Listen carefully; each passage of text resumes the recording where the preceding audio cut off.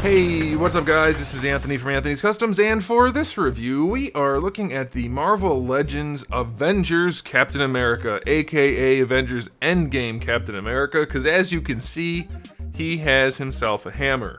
And he's got the scale mail type of armor, so you can tell that's what it is. But so this is an interesting figure because we've gotten about 1,000 of this figure so far, give or take some details. And they keep kind of reusing a lot of parts, but giving us some new ones. And mostly the figures have been actually pretty good, with the exception of the Infinity War one, because that was kind of a turd.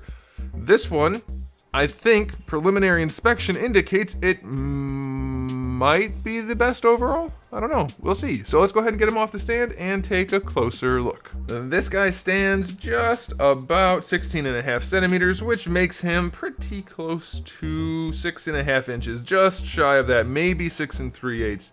And like I said, it does reuse some parts. I can't say for sure which ones are 100% reused because I sold off all my other movie figures other than Iron Man. I kept all the Iron Man figures but sold off every other movie figure. I already have like 1,000 Marvel Legends, and I really just didn't need the movie ones that kept getting reissued over and over again for the most part. So this is the only one I have, and I'm happy to keep it because it goes nicely with Iron Man, and it's a really cool looking figure. But new parts, that's the important part. No pun intended. I intended it a little bit. The scale mail parts in particular, really, I mean, it was a great design choice that they finally did that for the movie, and it really looks good on the figure. Very, very nicely done. Little details like that make a big difference. The head, by the way, let's look at this head real quick, since we're going to talk about the aesthetics first anyway. It's the best helmeted head they've done for him by far.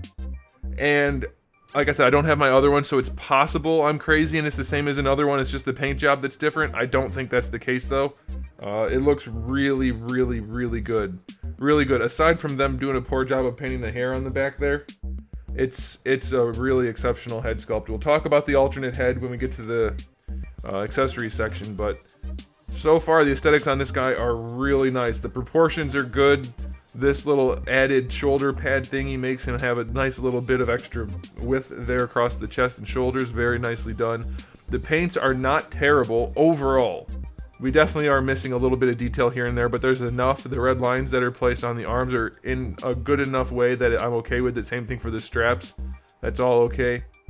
The only thing that really stands out as being a problem for the paint is the abdominal section is a nightmare. I looked through a few of these at the store and they were all butts. This was the best one I could get, and it's still, I mean, it's pretty questionable.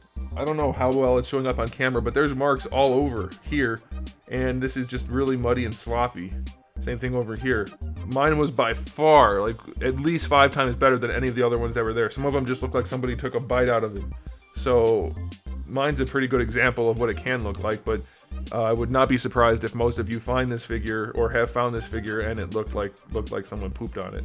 So aesthetics for the core figure, I'm gonna give it an 8 out of 10. 8 out of 10. Very, very clean.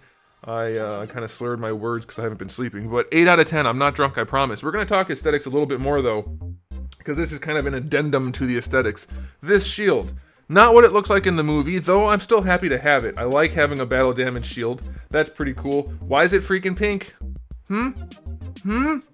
It's pink. It's a dark pink. It's on the red side of pink, but there should be no pink. This is red, white, and blue like the US flag, like bright red, like solid, pure red. So, well, in this case, silver and blue.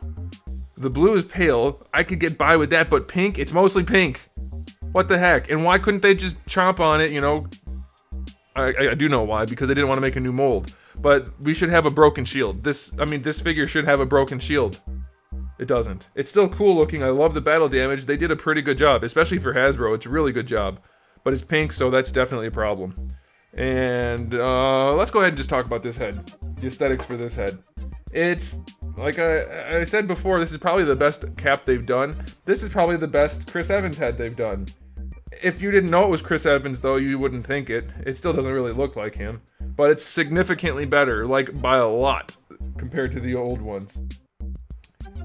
If you know it's him, you can see that it definitely has a lot of the right features. The cheekbones are good, the nose is pretty good, even the, like, it's definitely really close. It's just one of those faces where it doesn't quite have the exact look, so if you didn't know, you might not figure it out. Like, It's still not quite right, but it's pretty damn good. Especially for a Marvel Legends figure, it's nowhere near as good as, like, say, the old Blade figure. It's still one of the best head sculpts I've ever seen per dollar, by far, but this one's really solid and a cool paint job. Okay, so aesthetics, including the accessories, withstanding, still 8 out of 10. Very, very nicely done. Okay, so let's talk about the accessories, which we'll go quickly now because we already have. We have the helmeted head and we have the unhelmeted head. Both look really nice. We have the shield, which is like halfway awesome and halfway pink. And then we have his hammer, which is not his hammer. It's Thor's hammer. And I didn't review this movie, by the way, for those of you wondering, because I have things to say about it, which I'm sure would not go well with many people. Not one of those things is the fact that he gets the hammer. That was absolutely fantastic, and I absolutely love that he gets the hammer on the figure, for the figure, but mine has a butthole on it, like a weird little, I don't know what's going on there, but there's a thing, so I'm gonna have to go and swap out the hammers, like not physically swap them out at the store, like go buy another one and swap them out and then return it because this one's nasty. But otherwise, that's a decent batch of accessories. So I will give this figure for accessories, I'll give it a 7 out of 10 because the shield's pink and not broken. Would have been an 8 if it was red, would have been a 9 if it was broken.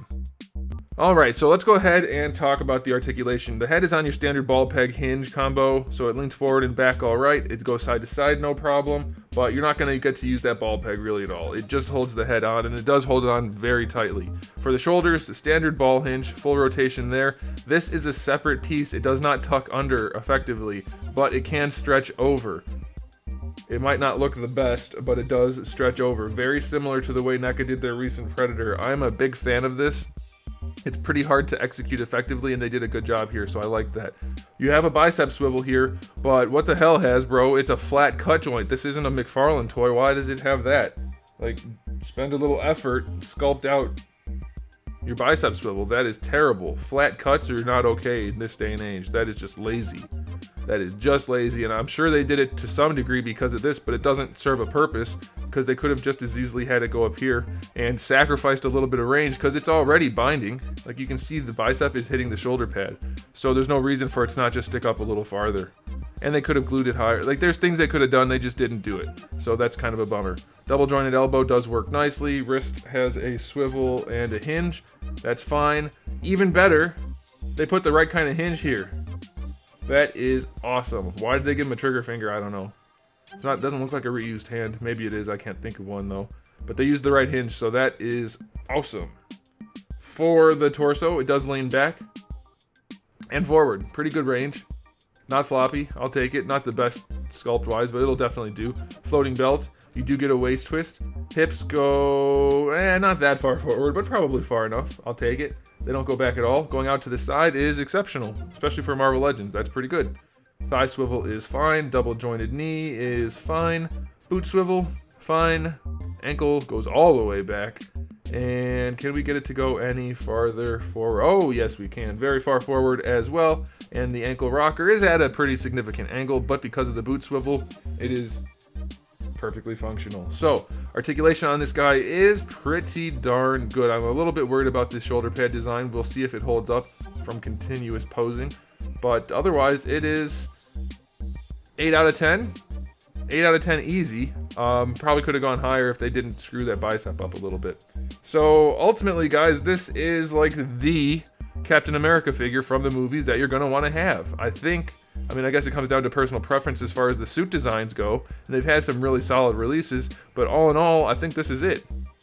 Especially given the context of the character in the cinematic universe, I think this is the one you want to pick up for sure. So I'm gonna say you should get it on that alone. But figure-wise, final verdict is 8 out of 10. Really strong release. A few things that could easily have been better. The pink shield, namely, and then those bicep swivels definitely could have been a lot better.